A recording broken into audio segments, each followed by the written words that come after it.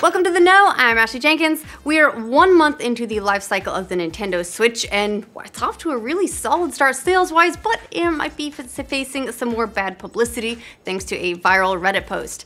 Following the whole saga of the Joy-Con controllers maybe or maybe not having a defect, a couple of Redditors are now saying their Switch units are warping after spending most of the time in docked mode. The thread with pictures of the warped Switch got nearly 32,000 upvotes over the weekend. In that thread, 2 Switch owners reported having the issue with most of their play taking place in docked mode. Fortunately for both of them, their consoles still play just fine despite the issue. Now, it's important to keep in mind that this is literally 2 complaints out of millions of Switches in the wild, so it's not widespread, at least not yet, but now that a month has passed, you never know what kind of things might start surfacing with new hardware. At the moment, it sounds like an isolated incident, but we will keep our eye on it. In a year already packed with games, oh my god, this has been a busy year already, and it looks like 2017 is gonna get even worse for your wallet. Insomniac's PS4 exclusive Spider-Man doesn't have a release date yet, but Marvel may have given away that the web-slinger will be gracing your PS4 later this year. Speaking on a live stream over the weekend, Marvel Digital Media Vice President Ryan Penagos discussed Marvel's upcoming video game releases, saying there's even more on the horizon for 2017, like Spider-Man coming to PlayStation 4 and Marvel vs. Capcom Infinite coming to Xbox One, PS4, and PC. Now, it's possible Penagos just has his wires crossed on this one, but it certainly seems like he may have slipped out a release window that hasn't yet been revealed. As exciting as it is that we could be playing Spider-Man later this year, it's just it's so many games we have to play. This is the ultimate not a problem. Last week, it gave us the announcement for Destiny 2, and the details and leaks are still rolling in. After retailers leaked the PC version of Destiny 2 early, along with different editions of the game, it looks like someone from GameStop's also dropped the release schedule for the game's first 2 expansions. Over the weekend, someone claiming to be a GameStop employee released documents that were apparently sent over from Bungie to the retailer in order to help better inform customers about Destiny 2. It's basically an FAQ for Destiny 2, answering questions like, why should I buy this? And do I need Destiny 1? And in that document, it also mentions that Expansion 1 will be available winter 2017, while Expansion 2 will be available spring 2018. That would be fairly comparable to the release of The Dark Below and House of Wolves, the first 2 expansions of Destiny 1. Let's just hope there's more to do. Remember, this is why we're gonna all be naked and leaving our stuff behind, is they needed to move to different tech so that they could make more content more easily, right? That's the trade-off. We have expectations. No pressure. Saints Row developer Volition teased a new trailer for the upcoming spin-off, Agents of Mayhem, last week. That trailer was supposed to come out today, but it accidentally leaked early. Gaming insider Wario64 shared the leaked trailer for Agents of Mayhem on Twitter this weekend, revealing an August release date, so yay, another game for the pile, along with a little bit more of a look at the game. A number of press outlets also got to see the game in person, with those impressions going out today now the preview embargo is up. Thanks to those previews, we've learned that Agents of Mayhem is an open-world squad-based shooter that plays a lot like Saints Row, which makes sense seeing as how it's based in the Saints Row's universe. IGN described Agents of Mayhem as the 3rd Street Saints' favorite Saturday morning cartoon. So, sounds promising. Those who love a nice heaping of Konami schadenfreude got a real treat over the weekend. It looks like the company is being sued. That lawsuit is coming from former Argentina and Barcelona soccer star Diego Maradona, who announced on Facebook that he's suing the company for using his likeness in PES 2017. Maradona appears in the game's My Club mode as one of the legends. In previous entries, the game had Maradona appear under a fake name, but that's not the case in the newest entry.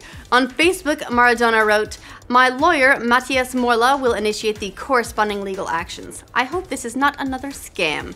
For Konami's part, they're responding to the allegations with a statement of their own to Kotaku, saying, "At this time, there have been news that in Winning 11 2017, international title PES 2017 Pro Evolution Soccer, there is one player that is being used without permission. However, our company is using this player appropriately with the basis of the license within the contract."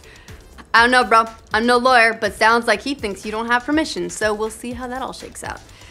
Now, say what you will about Iron Fist. Critics didn't like it so much. Fans, well, there were some hits, some miss, but it's breaking records on Netflix. Variety reports that despite the nasty reviews from critics, the show is the most binge-watched show this year on Netflix, according to research from 7part Data. The company said that Iron Fist's premiere accounts for 14.6% of all Netflix streams on the day of its March 17th premiere. If you're wondering how other popular Netflix shows did, to put that in perspective, Stranger Things premiere accounted for 4% of all streams, while season 2 of Daredevil took up 13.8% of Netflix streams. So that's pretty good news for Iron Fist, considering the series was so, well, universally panned, but just goes to show, critics don't pay the bills. Suicide Squad could have told you that, though. The horror comedy Get Out, although it wasn't really a comedy, I thought, but it was a thriller, definitely, but regardless of its genre, it's broken a 20-year-old record. Gizmodo reports that the movie is now the highest-grossing debut for a writer-director that's based on an original screenplay. Previous record holder? Blair Witch Project, which made about $140 million in 1999. Get Out has already made $150 million domestically, which is even more impressive considering it was made on a $4.6 million budget. And Jordan Peele also became the first African-American writer-director to make $100 million on their debut film. So, round of applause there. Right, there we go. That's more like it. We're all very excited here. Speaking of scary movies, apparently people love Killer Clowns because the trailer for it has smashed viewing records. It racked up 197 million views in just 24 hours last week. The adaptation of Stephen King's classic horror novel beat out the previous record held by the 8th installment of Fast and the Furious, which got 139 million views. Maybe they should have had a murdering clown driving one of those cars. No, that would just make it worse. It will be released on September 8th in theaters.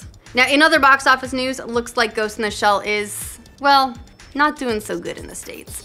The Hollywood Reporter says that the movie made only $19 million domestically in its opening weekend, putting it third behind Boss Baby, which made $49 million, and Beauty and the Beast, which made $47.5 million. And if you're getting beaten by a movie called The Boss Baby, things really aren't looking too good.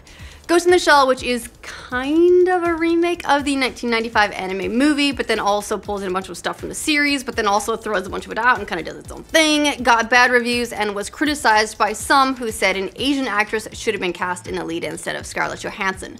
The movie did somewhat better overseas, pulling in more than $40 million, but considering its budget was $110 million, Ghost in the Shell has kind of a long way to go before it even thinks about turning a profit. Now, word of advice to all speedrunners out there, don't let your computer talk when you're trying to do your thing. A Mario 64 speedrunner named Cheese learned this lesson the hard way recently. He set a record by getting all 120 stars in the game in just 1 hour, 40 minutes, 5 seconds, which is crazy. But his goal, according to Kotaku, was to break the 1 hour, 39 minute mark, which he came so close to doing until a pesky troll got involved. Just when Cheese got to the final level, his computer started saying, "Hi YouTube," over and over and over, thanks to a user named Squirrel who was using Twitch's text-to-speech feature. Now, you might be wondering, why in the world was text-to-speech enabled? Apparently, Cheese was allowing the feature to be used by users who donated over a certain amount to his channel. Anyway, videos showed Cheese desperately trying to finish off Bowser while his computer just kept saying, "Hi YouTube," over and over. Oh, and then it started saying, "Dicks, dicks, dicks, dicks." Not surprisingly, Cheese got distracted just a tiny bit by all of this, and he barely missed the 1 hour 39 minute mark by 6 seconds. But on the bright side, he did still set a record, so that's pretty awesome. Someone later asked Cheese what he'd learned. "Don't ever use fucking text-to-speech again," he said. So I think we've all learned something today. Are we getting super weird messages from space? Okay, possibly not, and possibly, probably, definitely not text-to-speech ones, but astronomers say they don't know what caused a mysterious flash from a distant galaxy, so that's worrying. The New York Times reported that it happened a few years ago in 2014 when X-rays from a galaxy about 11 billion light years away all of a sudden started flashing 1,000 times brighter than normal.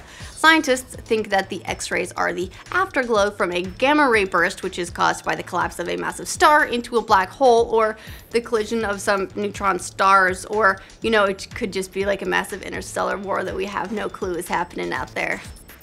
Sleep tight.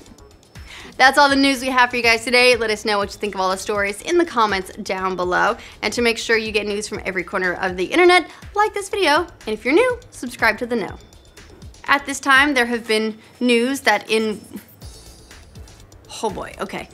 Ghost in the Shell, which is well, it's kind of a remake of the anime classic. So it's someone later asked Cheese what he'd learned. He said, don't ever fucking